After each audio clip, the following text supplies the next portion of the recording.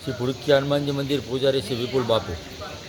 ભુરકિયા દાદાના પ્રાગટ્ય વિશે આપણને જણાવી રહ્યો છું. ભુરકિયા દાદા ભૂ એટલે ભૂમિ, ભૂમિમાંથી પ્રગટ થયેલા.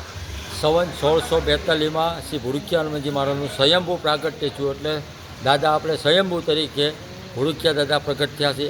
ગામનું નામ પણ ભુરકિયા છે. અને દાદા દરેક દર્શનાર્થની હરેક મનોકામના પૂરી કરે છે. અને ભુરકિયા મંદિરમાં આપણે રહેવાની, જમવાની, ચા પાણીની ફ્રીમાં વ્યવસ્થા છે.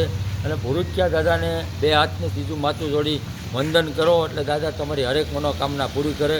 ભુરકિયા દાદા એટલે સંવત 1642 એટલે સંત શ્રી દામોદરદાસ બાપાને હનુમાન જયંતિના દિવસે મંગળવારે રાતે સપનામાં આવ્યા હતા કે આ જગ્યાએ તું જા, સભાળ ગામની બાજુમાં જંગલ છે, ત્યાં હું સ્વયંભૂ તરીકે પ્રગટ થાય અને હરેક દર્શનાર્થીની મનોકામના પૂરી કરીશ. એવા સ્વયંભૂ ભુરકિયા દાદા. ભૂ એટલે ભૂમિ, ભૂ એટલે ભૂમિ, ભૂમિની રક્ષા કરવા માટે ભુરકિયા દાદા. એટલે ભુરકિયા દાદા નહીં, આપણે ભૂ રક્ષા દાદા છે. ભૂ એટલે ભૂમિ, ર એટલે રક્ષા. એટલે ભૂમિની રક્ષા કરવા માટે ભુરકિયા દાદાનું પ્રાગટ્ય શું છે. સંવત 1642થી અમે 35 પરિવાર છે અમારો પૂજારી પરિવાર. અમે દાદાની સવાર સાંજ પૂજા કરી છીએ. એમાં હનુમાન જયંતિના દિવસે રાતે 12 વાગે મહાઆરતી હોય, બપોરે મધ્યાહન આરતી હોય, સવારે મંગળા આરતી હોય, બપોરે મધ્યાહન આરતી હોય.